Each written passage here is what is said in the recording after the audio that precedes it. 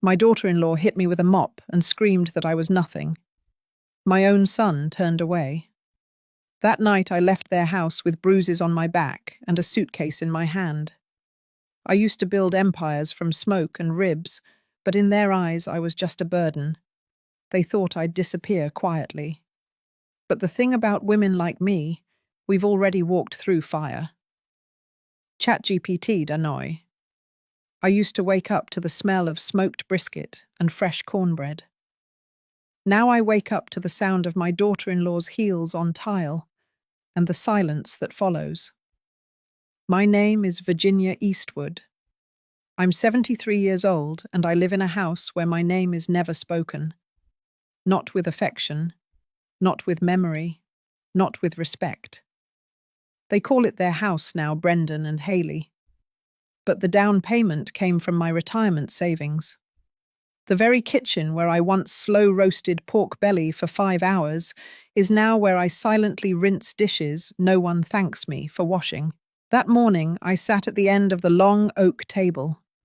The same table Brendan used to crawl under when he was 5, pretending to be a tiger.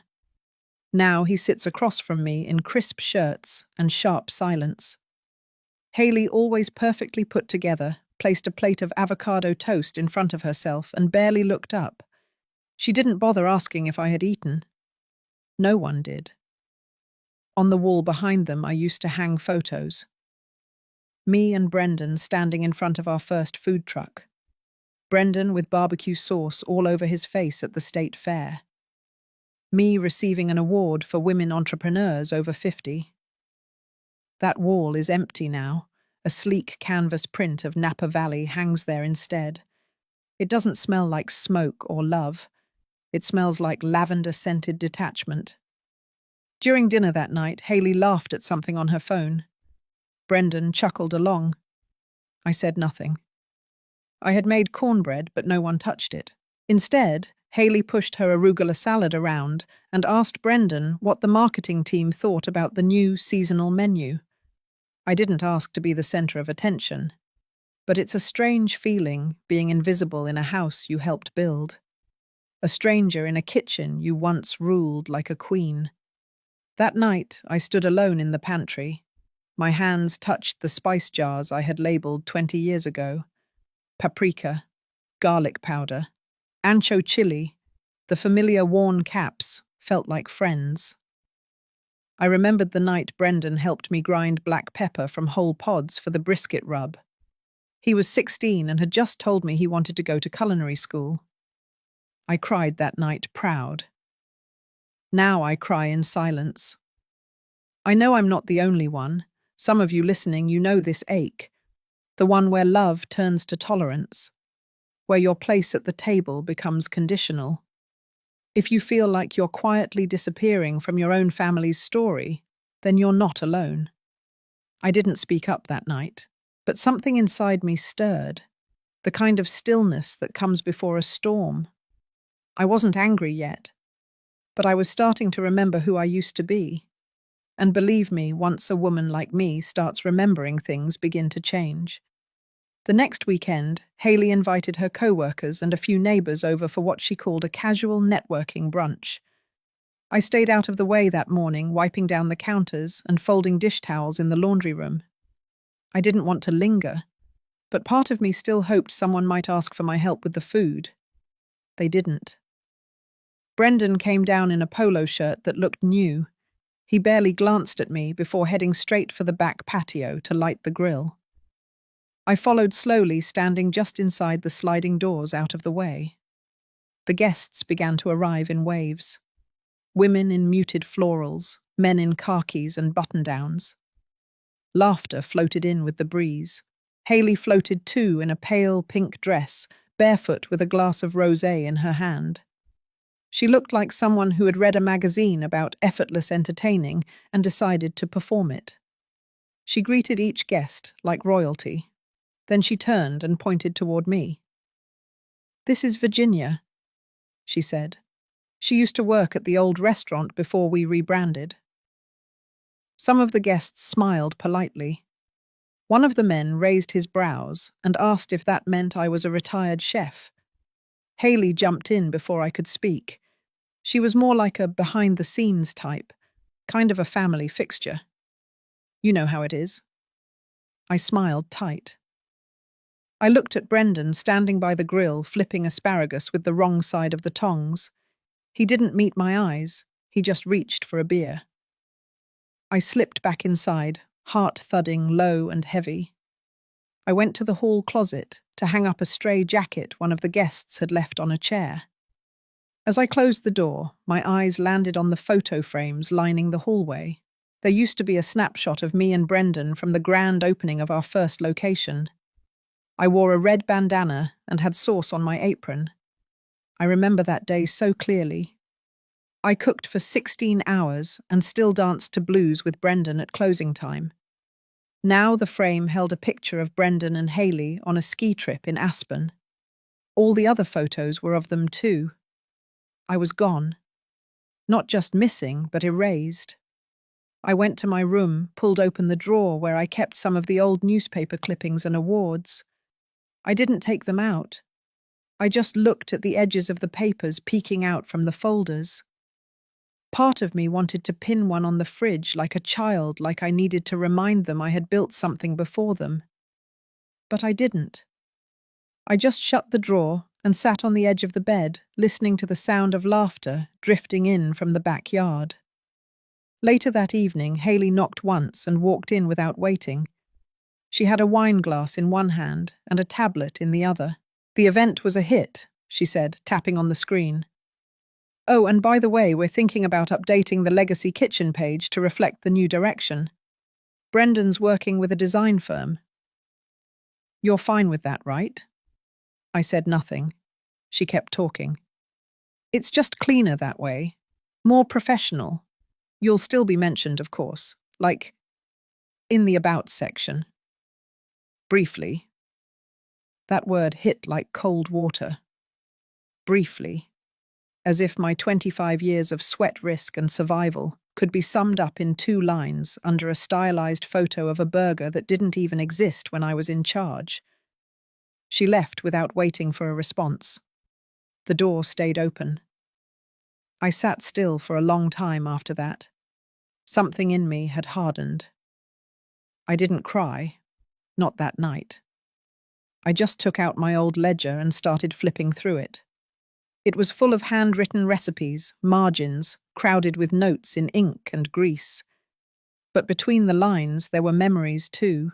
Staff birthdays, profit losses, lists of groceries and emergency contacts. Bits of real life no one else would ever care to notice. That was when I knew. I had been recast in my own story, from founder to footnote, from mother to employee. And no one had even asked for permission. That Wednesday, Brendan came home early. I could tell something was different because he didn't take off his shoes or stop by the kitchen for his usual handful of almonds. He walked straight to the dining table and laid out a manila folder like he was preparing for a meeting. I was chopping onions at the counter. The house smelled like beef stew and thyme. He didn't say hello. He just called my name like I was a nurse in a clinic. I wiped my hands on a dish towel and sat down across from him. He slid the folder toward me. "This is just clean-up paperwork," he said. "Mostly formality. It's about the Legacy brand. We're reorganizing under a new entity for efficiency." Haley's uncle helped draw it up. I didn't reach for it.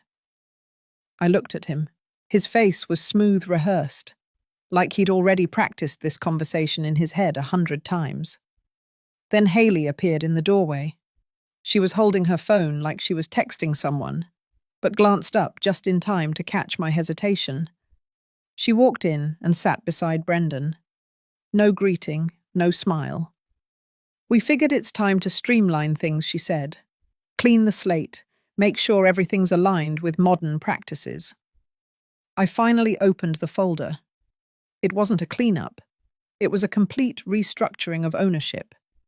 All assets, intellectual property, licensing rights, and royalties were to be transferred to a new holding company under Brendan and Haley's names.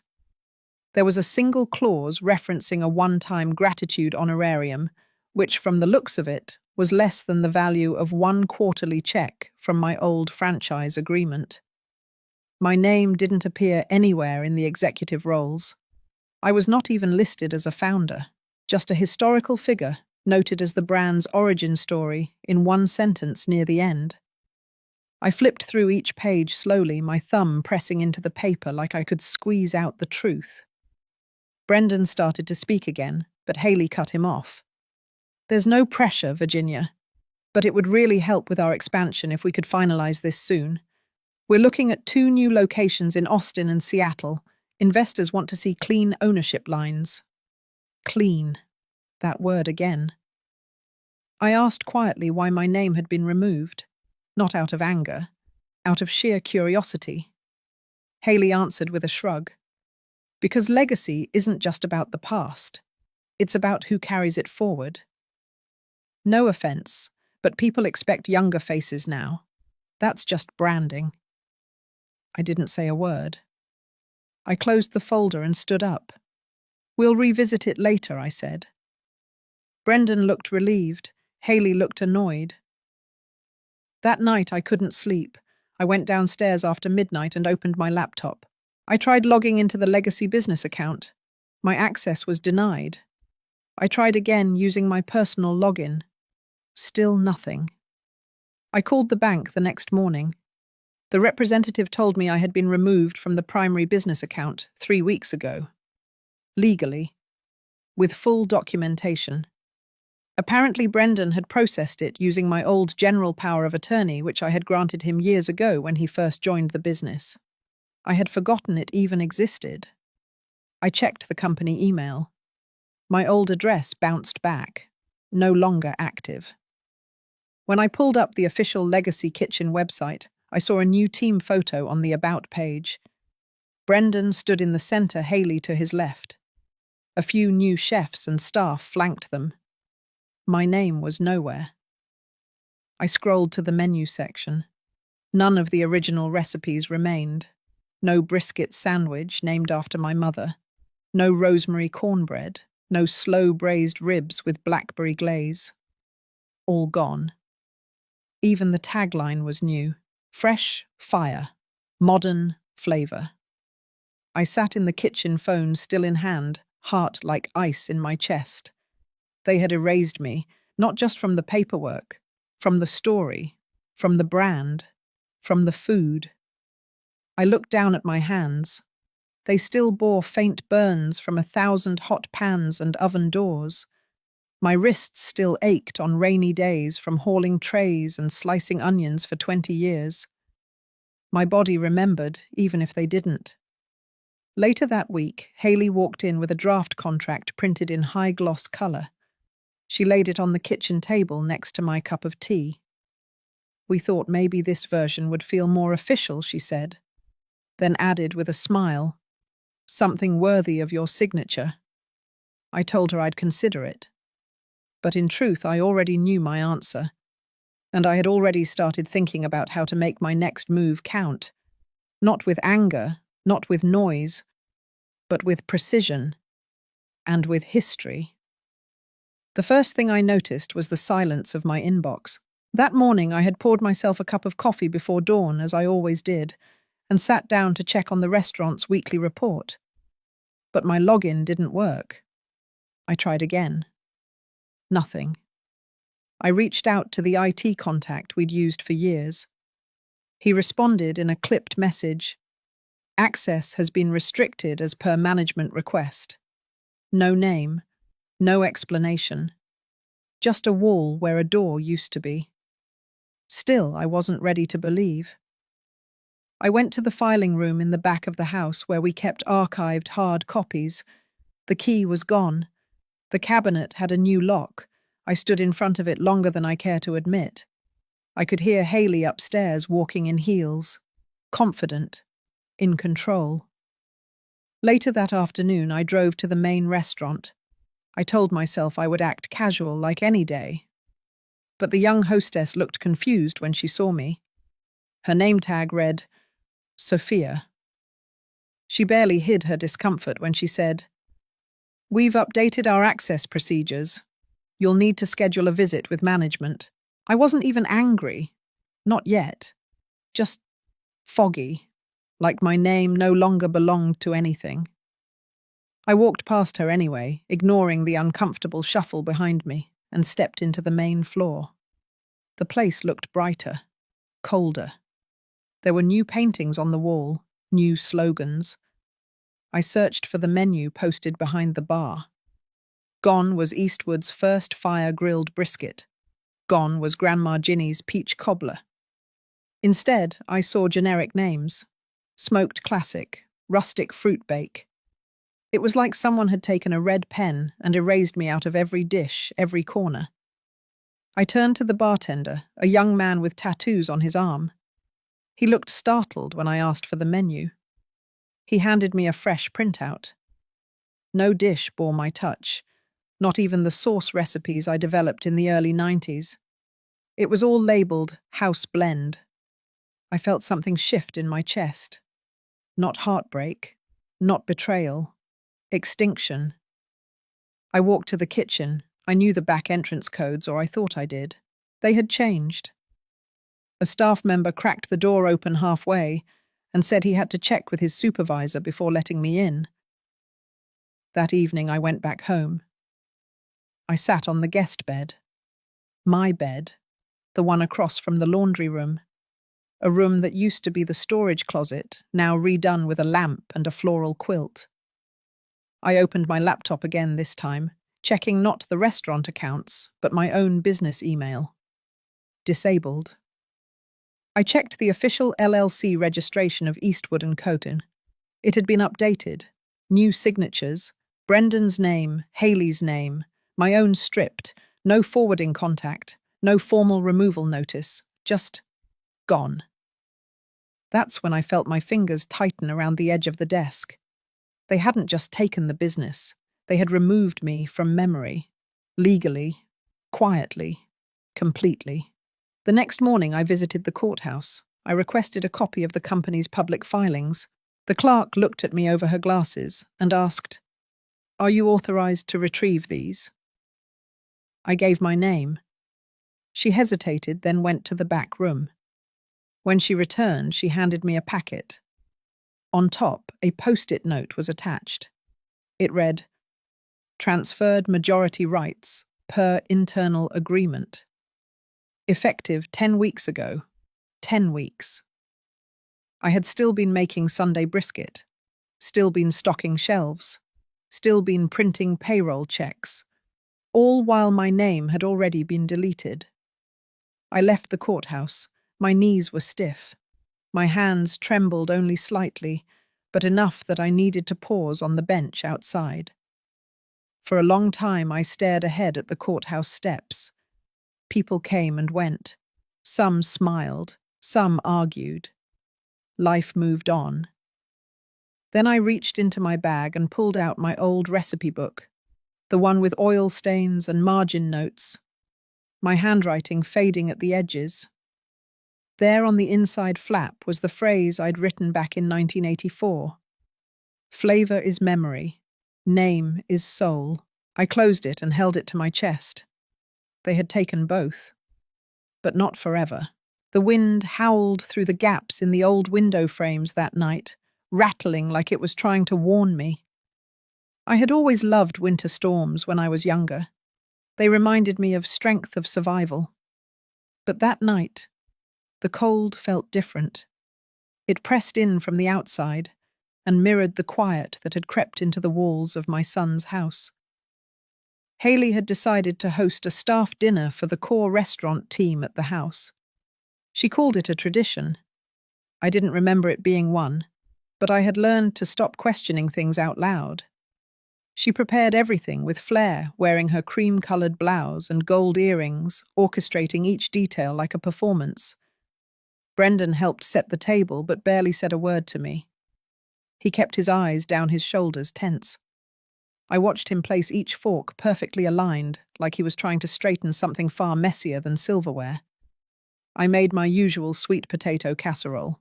No one asked me to, but I couldn't stand sitting around doing nothing while strangers chopped vegetables in the kitchen that used to be mine. I layered cinnamon and brown sugar on top, crushed pecans with the back of a spoon, and baked it until the top bubbled golden. I set it on the edge of the dining table without a word. When everyone gathered, Haley stood at the head. Brendan sat on her right, and I was placed on the far end near the pantry door. As the team talked and laughed, I listened in silence. The conversation turned to rebranding expansion newer menus. A young woman named Danielle mentioned something about revamping the winter specials. Haley raised her wine glass and said with a gleam in her eye, "We've come so far from the old comfort food. We're aiming for modern palates now." It's time the restaurant grew out of its dusty roots. Some people chuckled, others nodded politely. She tilted her head slightly toward my end of the table and added, "That includes letting go of sentimental dishes that don't reflect where we're going." The words floated in the air like frost. My casserole sat untouched steam, curling upward like it was still hoping to be chosen. Brendan kept his gaze low, cutting his meat slowly. His fork trembled a little. I waited for someone to acknowledge the insult tucked beneath Haley's toast. No one did. I folded my napkin. My hands were steady. My stomach churned, but I kept my voice calm. After the plates had been cleared and the guests had migrated toward dessert and more wine, I excused myself. I climbed the stairs quietly and entered my room. The lamp on the nightstand cast a soft yellow glow across the room. I sat down at the small desk and pulled out the worn brown notebook I had kept since the early days of the food truck. I opened it to the back section where the pages weren't recipes or plans, but memories. I had started documenting everything the moment I first noticed Haley rewriting the business language. Each entry had a date, a location, and a single sentence. February 3rd, Haley introduced me to a vendor as just Brendan's mum. March 17th, my brisket recipe was renamed Chef's Choice on the menu. April 12th, Brendan asked me to stop attending team meetings, said it confused the staff. August 28th, my office at the downtown location had been emptied. No explanation. And now? November 14th, called sentimental baggage at dinner in my own house. I stared at that sentence for a long time before I wrote the next one. Tonight I remembered my name. I wrote it down slowly, pressing hard with the pen. Not just the name printed on old company documents, but the name that mattered. Virginia Eastwood, founder, builder. Woman who carried 2 toddlers on her back while flipping ribs over open flame. The name that had value before contracts, before logos, before anyone needed to sign anything to know who she was. The house was quiet again. I could hear Haley laughing downstairs, probably over wine. Brendan was silent as always. I didn't know what he was becoming, but I knew who I had been, and who I still was. I flipped the page and started writing something new. It wasn't a record this time. It was an outline, a strategy. I made a list of everything that had been taken. Then beside it, I made another list. One of everything they hadn't touched. The things they didn't even know I had kept copies of. Trademark filings, original branding documents, recipes handwritten in my father's pen. Every version of the LLC articles from the day we incorporated. And something else. A letter Geraldine had helped me draft years ago after my second restaurant had been forced into a buyout. Back then, she said, "Always have a backup for the day they forget who bled for this." I smiled, not because I felt victorious, but because I finally felt awake. That night, I lit a candle on my nightstand. I placed my notebook beside it and stared at the flame for a long while. It flickered against the window pane, reflecting a woman they could not erase. The morning after the staff dinner was oddly bright. Sunlight poured through the frosted kitchen windows, painting long strips of gold across the floor. I stood at the counter pouring myself a cup of coffee. No one else was awake yet. But the peace didn't last. By noon, Haley was already stomping around the house heels, sharp on the wood floors.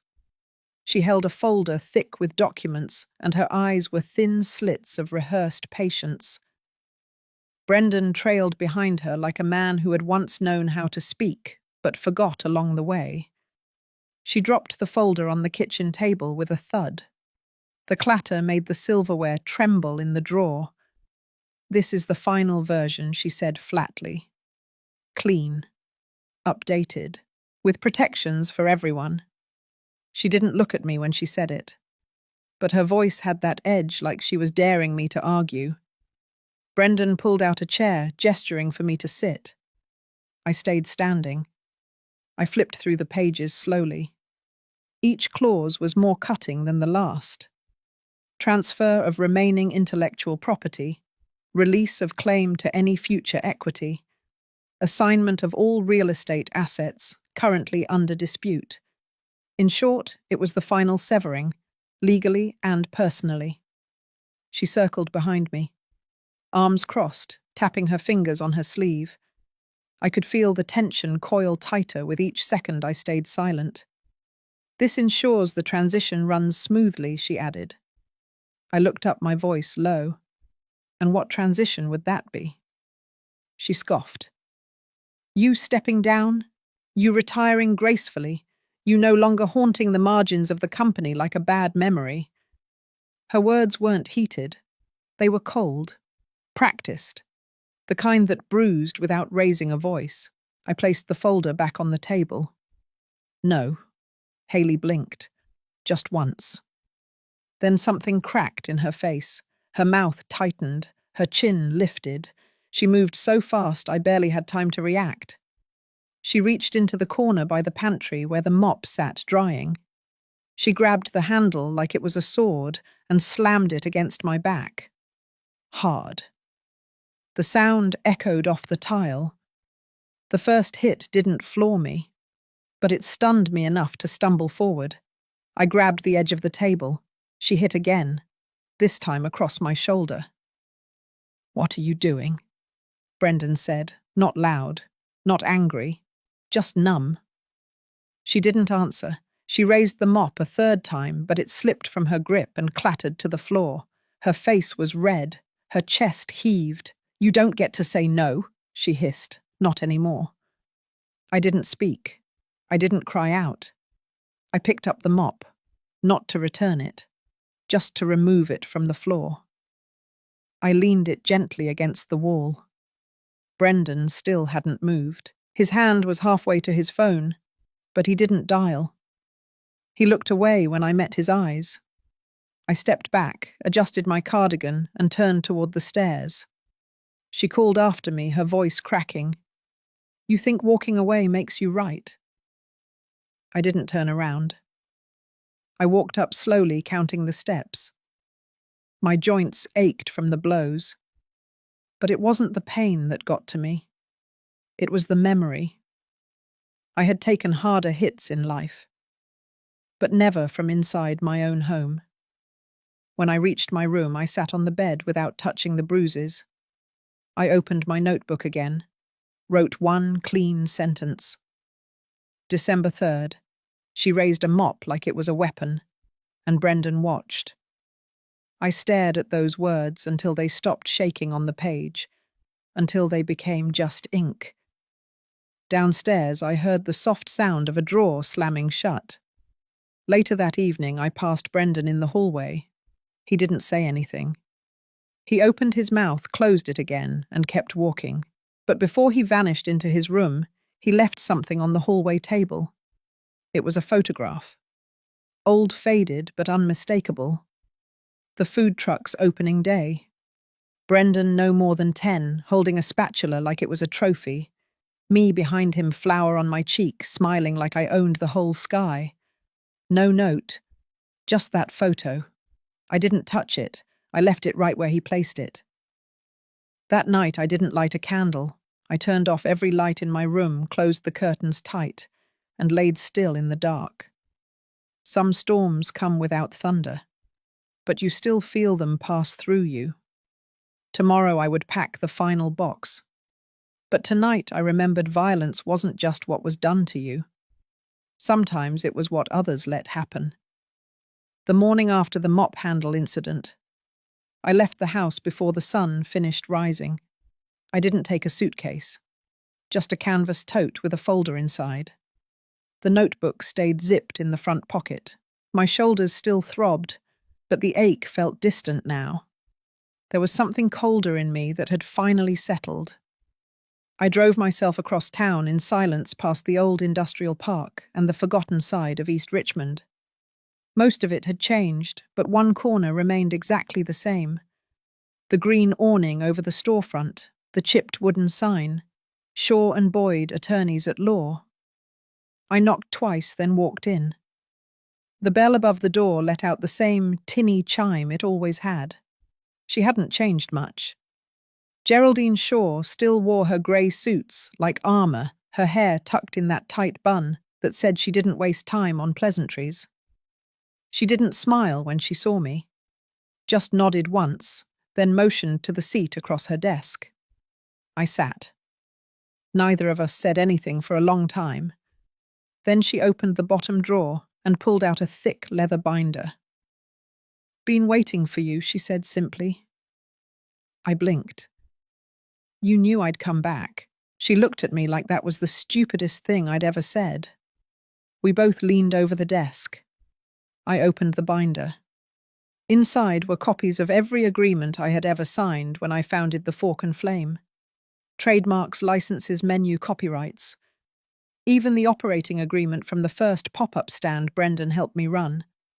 I never shredded anything she said, just in case they forgot whose name built that brand. I turned the pages. The ink was faded in some, but every line was legible. Everything that mattered had my name on it. Not Brendan's, not Hayley's. I closed the binder.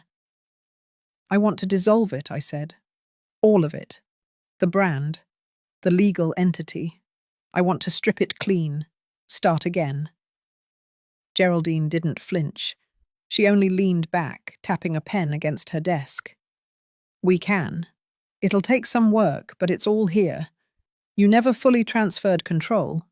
They've been operating off assumptions and informal power plays, not law." I nodded slowly. The weight of that truth sank deep. I hadn't just been erased. I'd allowed them to do it quietly, assuming no one would notice. And now I had the proof, the power, and the right. "What do you want to do with the assets?" she asked.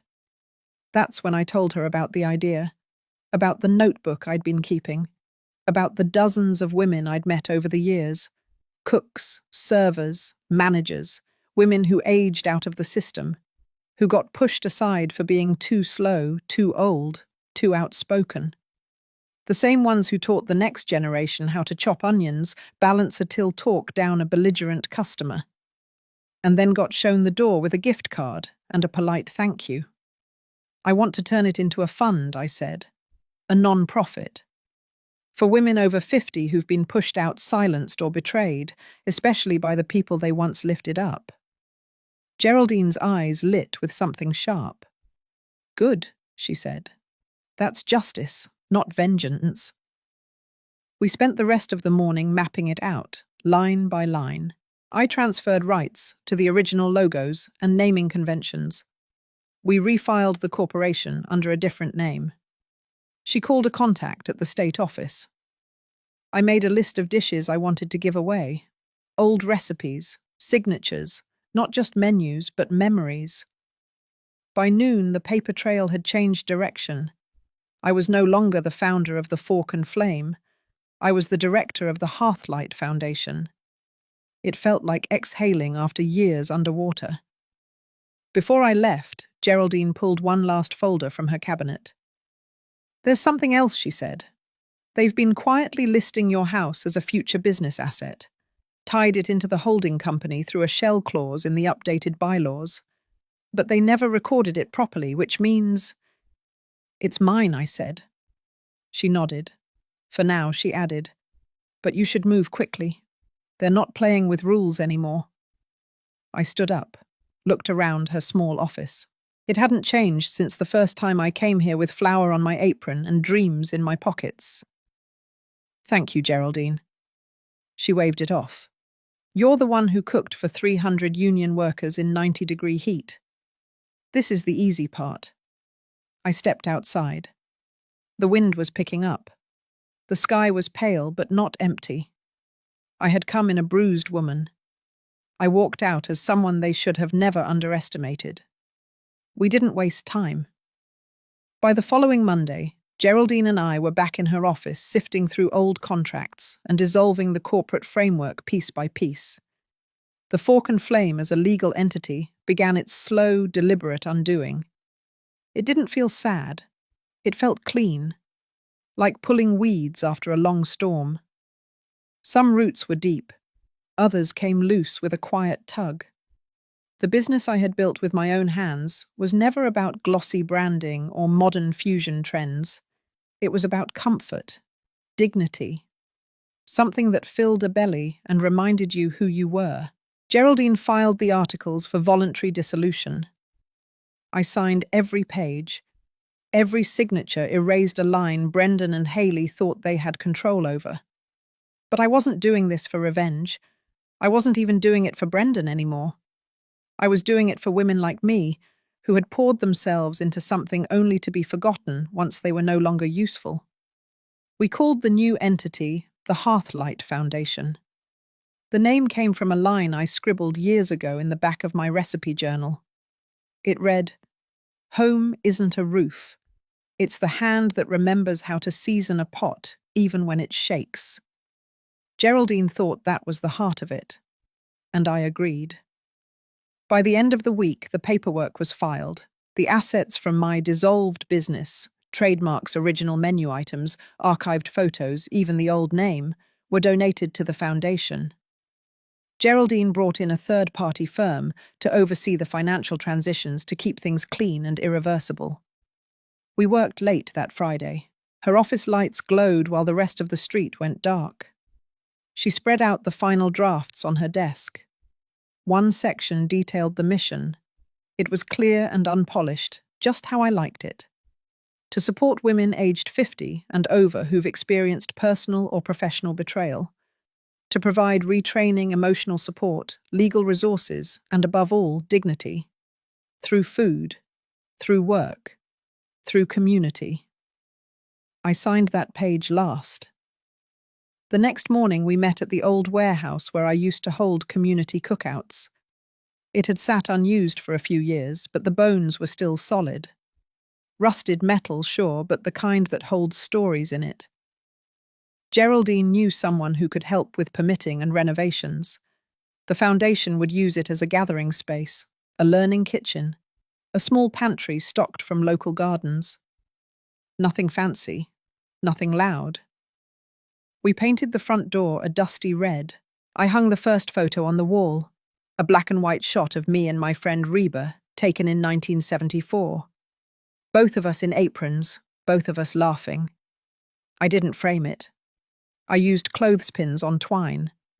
It felt more honest that way. In the days that followed, we met with 3 other women who wanted to volunteer. One had run a diner in North Carolina. One had managed a hotel kitchen in Arizona before her son replaced her with a younger chef. Another had taught culinary classes at a community college for 20 years before being told her methods were outdated. Their stories were different, but the wound was familiar. One night I stayed late at the space. It was quiet. I sat at the butcher block table and pulled out my old notebook, the one with the worn leather spine and ink-stained corners. Every page had a name, a moment, a dish. Some of those names belonged to women I hadn't seen in decades. Some were already gone. But their hands had shaped mine. Their stories deserved a second chapter. I copied out a list from the back of the notebook and tacked it to the corkboard. At the top, I wrote who we're doing this for. Below were names, just first names: Agnes, Ruth, Dolores, Martha, Bernadine. I didn't add my own. That would come later once I had earned the right to stand beside them again. Geraldine walked in, holding 2 mugs of coffee. We didn't speak much. She just handed me mine, then looked at the list. "You think they'll see it?" she asked after a while. I looked around the space. It was still bare, still echoing with old dust. But in the quiet, I could almost hear laughter again. Pans clinking, aprons swaying. "They will," I said, "not with their eyes, but in the hands we reach, in the meals we serve." We sat there for a while, just 2 old women who refused to fade away quietly. Later that night, I added one more thing to the wall. A printed plaque made from a slice of reclaimed wood. It read, "From the hands that built to the hands still building." That was our legacy now. Not a restaurant, not a brand, but a flame passed forward. And for the first time in a long while, I felt warm again. The morning of the press conference, I woke up early. Not out of nerves, but out of instinct. Years of running kitchens had trained my body to rise before the world. I brewed a pot of coffee, not strong, just warm enough to calm my thoughts. Then I stepped out onto the back porch of my little rented duplex and watched the morning take its time with the light. By 9 a.m., the headlines had already started appearing. They came in slow at first. Then the story caught fire. Virginia Eastwood walks away from the fork and flame, establishes non-profit for betrayed women over 50. Culinary matriarch transfers, entire business legacy to foundation smoked out. Eastwood leaves Haley Brennan's rebrand in ashes. Geraldine had called a trusted journalist she knew from the Des Moines Journal, a woman named Lila. She had been covering community rebuilding stories for over a decade. She didn't like gossip. She liked truth, and she told it well. Lila's piece dropped first. It was simple fact-checked and piercing in its restraint. She didn't use any flowery adjectives. She just laid out the timeline. From the founding of the restaurant to the moment I was erased from company records to the formation of the Hearthlight Foundation. There was a quote from me at the end. I remembered the phone call when I gave it. They took my name off a menu, so I built a new table. By 10 a.m., Brendan and Haley were already at the podium inside that shiny new event space they had leased for the big rebrand. They had planned this day for weeks, hired a PR firm, sent out curated gift boxes to influencers and food bloggers. Everyone was supposed to be celebrating the new vision, the new menu, the new legacy. But the air in the room was tight. In the photos that went online, you could see it. Brendan's smile didn't reach his eyes. Haley looked like someone had unplugged her right before the cameras rolled. Behind them, the screen still read "The Fork and Flame 2.0 in bold metallic script. But in the crowd, phones buzzed, heads turned. Lila's article was spreading. By the time Haley launched into her opening remarks, 2 reporters in the front row had already left their seats. One headline updated live during her speech: "Eastwood cuts ties, no ownership in new brand." A video went up not long after. It was from a woman in the crowd who had streamed the moment Brendan was asked whether his mother would be involved in the next phase. He paused. You could hear the silence stretch. He finally said, "She gave us her blessing." That lie didn't even last an hour. By noon, a second article dropped with photos from our warehouse site. Geraldine and I had posed beside the painted red door. Behind us, the chalkboard sign read, "The Hearthlight Foundation, opening soon." I didn't wear anything special, just my old denim apron, the same one I wore in the photo of me and Reba. The apron with the burnt patch near the front pocket. That detail made it into the caption. The comments section started to flood. Some people defended Brendan, said families are complicated, others weren't as kind. They called Haley opportunistic, called the rebrand hollow. But I didn't read too many of them. I knew what those headlines could do to a heart. And mine had already been tested enough. That evening, Geraldine and I returned to the foundation space. We didn't talk much. She handed me a copy of Midwest Kitchen and Craft. They had picked up the story for their upcoming print issue. On the last page was a small section titled Recipes Reclaimed. Under it was one of mine: molasses cornbread with toasted oats. It ended with a note: a dish that doesn't need a restaurant to matter, just a memory and a little heat. We sat for a while in the soft light. The old smoker out back still smelled faintly of mesquite. A few of the women who had joined us earlier in the week trickled in. One brought a batch of scones. Another brought her granddaughter who wanted to volunteer. The world didn't shake, nothing exploded, but the ground had shifted. At sunset, I stepped outside and stood by the smoker. I lit a match and let it catch on the kindling. The smoke curled slow and steady into the fading sky. Behind me, the red door stood open. The light inside glowed golden, not grand, not glossy, but real. That was the day my name became more than a brand. It became a beacon. 2 days after the headlines calmed down, I came home from the foundation to find a thick envelope waiting on my porch. No return address, just my name handwritten across the front. No stamps either. It must have been hand-delivered. I turned it over in my hands, cautious vehisa. Not out of fear, but curiosity. Inside was a folded letter, the kind written on lined yellow paper with careful pressure. Tucked into the crease was a photo. It showed an older woman standing behind a food truck, her hands resting on the counter like she'd been there 100 times before. Her apron had flour smudges, her eyes tired but proud. I unfolded the letter and began to read. Dear Ms. Eastwood, I hope you don't mind me writing. My name is Alma Delaney. I live in Waco, Texas. I read about you in the journal and then again in Midwest Kitchen and Craft. My daughter mailed me the article clipped right from the paper. She said, Mama, you need to see this. I've never written anyone like this before, not in my 68 years. But something about your story stuck to me. It rattled loose a memory I had packed away like a broken pan you don't want to throw out, even if it doesn't work anymore. I used to run a little diner, Alma's Table, opened it with my husband in '82. We did breakfast and pies mostly. Real simple. Biscuits from scratch coffee brewed strong. That place paid for braces, prom dresses, and one bad Chevy we never should have bought. We worked every day but Christmas, and we were proud of what we built.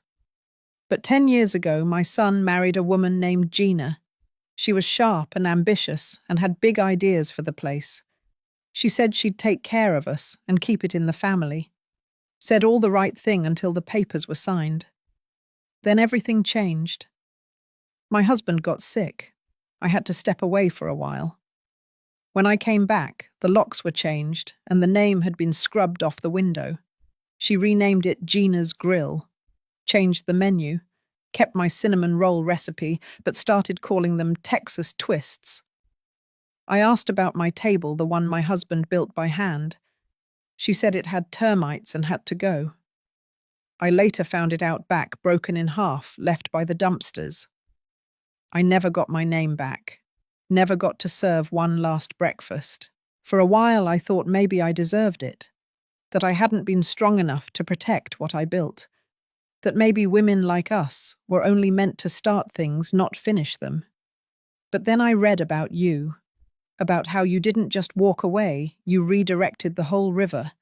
You made something new from the ruins. And it wasn't out of spite. It was out of belief. That stirred something in me. So here's what I'm doing. Next month, I'm pulling my old camper out of the shed. The tires are shot and the roof leaks, but the griddle still works. My granddaughter says she'll help me repaint it. We're going to call it Alma's again. Just breakfast 3 days a week, nothing fancy. But this time it'll be on my terms. I don't want anything from you. I just wanted you to know that you lit something I thought had gone out. and I figured you ought to hear that from someone who knows how heavy a spatula can feel after 40 years. Thank you, not just for the idea, but for the proof. With respect, Alma, I sat with the letter for a long while. The late afternoon sun filtered through the blinds, tracing lines on the floor, like soft reminders that time keeps moving whether we notice or not. I looked at the photo again. Alma's hands told the story, worn, strong, the kind of hands that never stopped feeding people, even when no one remembered to thank her. I pinned the letter on the corkboard in my office at the foundation, right next to the first blueprint for the hearthlight space. Then I placed the photo inside the drawer with my recipe cards. It belonged there. I didn't cry, not then, but I felt something loosen in my chest, like a pressure I hadn't known I was holding. The next morning I wrote back. Just a short note, no flourish, told her the name Alma's again was perfect, told her to keep the cinnamon rolls exactly the way she liked them, and that if she ever needed someone to test her coffee, I was only a state away. That letter reminded me what this had all been for. Not just about legacy or reputation. It was about voice, about reaching the women who thought their chapter had ended without a final sentence. Turns out, all some of us need is proof that the pen is still in our hand. The knock came just after 6 in the evening. No call ahead, no message, just the sound of knuckles against the wood, soft but certain. I opened the door, and there stood Brendan. He looked like he hadn't slept in days. His collar was wrinkled, his eyes sunken and raw.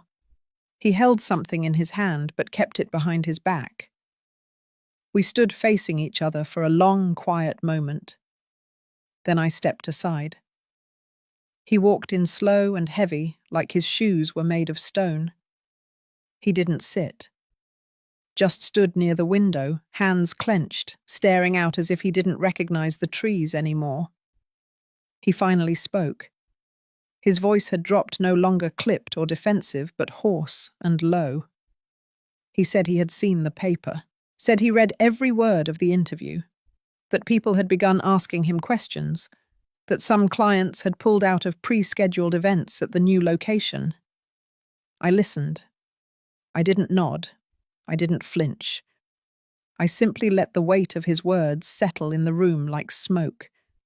He said he never expected things to go this way, that he thought I would retire quietly, maybe move to a smaller place, maybe fade into a life of gardening and walks around the block, that the silence I carried all those years made him believe I would keep carrying it, even when it became too heavy.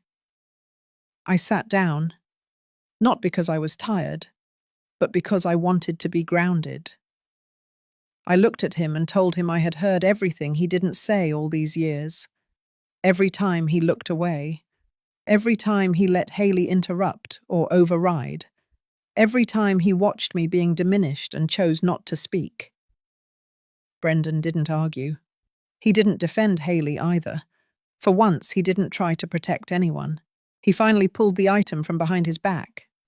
It was an old photograph, worn around the edges, color fading. It was the two of us standing in front of our very first food truck. I was holding the first order slip, beaming. He was about 12 then, holding up a spatula like a trophy.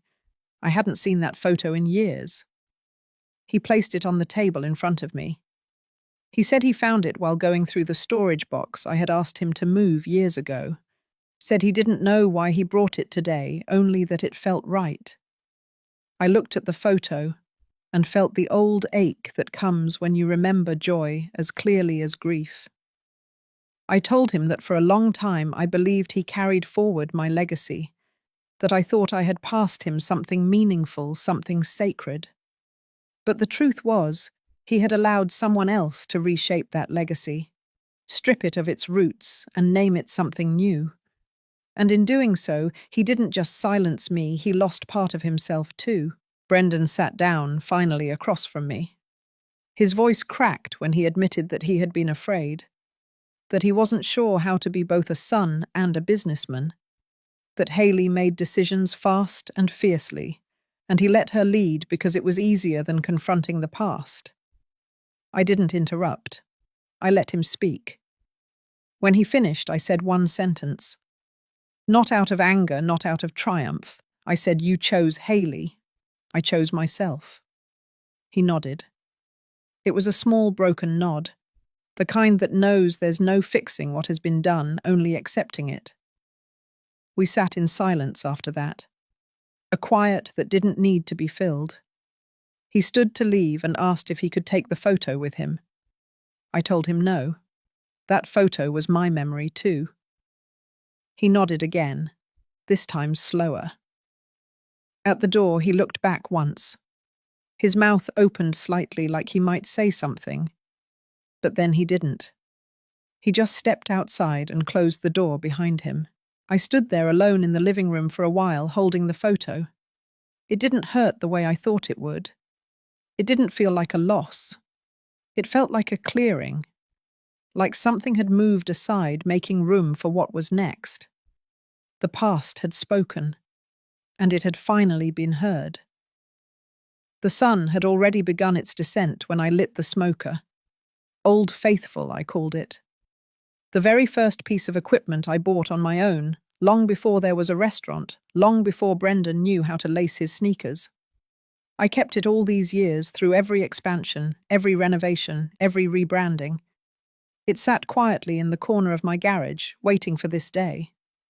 We set up in the backyard. Geraldine arrived first, carrying her favourite picnic chair and a tin of homemade cornbread.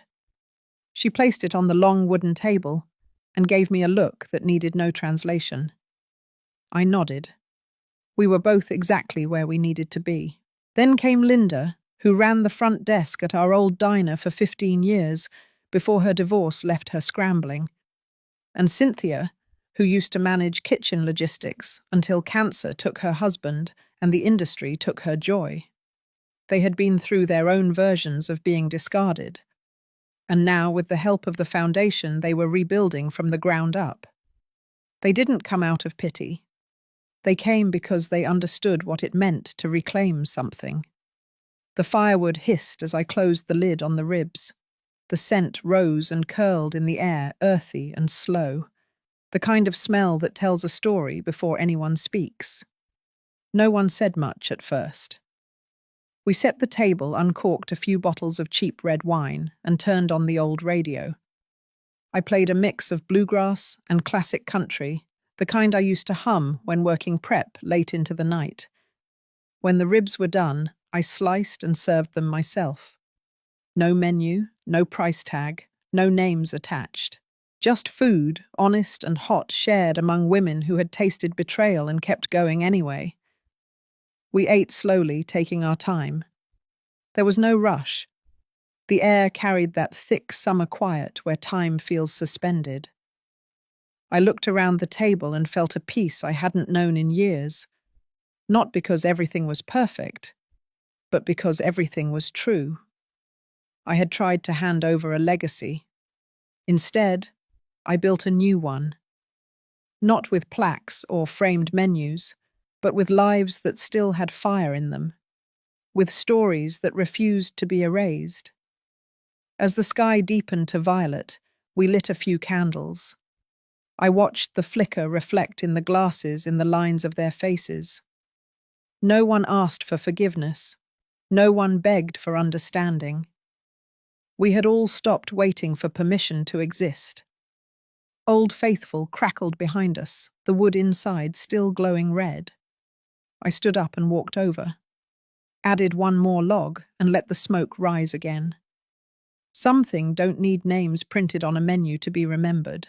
Some things are passed on through taste, through warmth, through a woman quietly choosing to light the fire again. If this story stirred something in you, I invite you to sit with it a little longer. Maybe you've lived through your own silent erasure.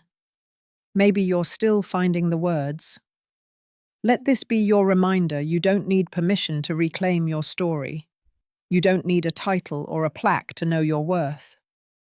And if you ever feel forgotten, know that somewhere someone is lighting a fire that remembers exactly who you are. Follow our channel for more stories of strength, resilience, and quiet triumphs. Your voice matters. Your story counts. You are not alone.